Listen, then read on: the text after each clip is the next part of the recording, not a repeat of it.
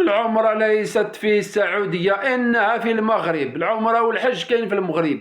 اللي بغى يدير الخير يديروا في المساكن، راه كيخدموا في الموقف. اعطي لهم الفلوس، واعطي لهذوك الناس اللي كيسعاو في الجامع، واعطي لهذوك الناس اللي كيسعاو في السطوبات. هذا هو الحج، وكثر من الحج. الحج كيغفر لك ربي الذنوب بينك وبينه، والصلاة على النبي.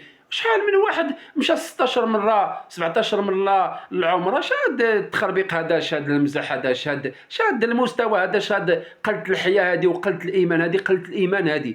ادير الخير، افرح الناس. يقول لك ذاك المسكين اللي فرحتيه شريتي له ما ياكل في هذا رمضان المبارك، ولا فرحتيه في العيد شريتي له الحليب 70,000 ولا 80,000، يقول لك سير كما فرحتيني، الله يفرحك هنا في هذه الكذابه هذه، ويفرحك في الاخره.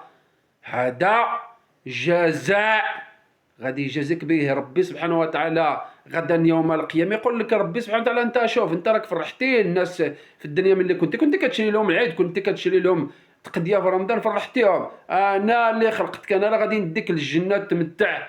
هذا هو الكلام ديال المعقول. وسير انت اللي عجبتك الدنيا وعجبتك الكذابه، سير غدا يوم القيامه تقلع من لي نعم سيدي في جهنم، اللي كتدي البلاد ديال الناس وتحقر على الناس وتستهزئ بالناس، وتخرج من الباب ديال السياره وتبقى دير هكا وتنفخس ديالك على الناس ضعفاء الظلماء.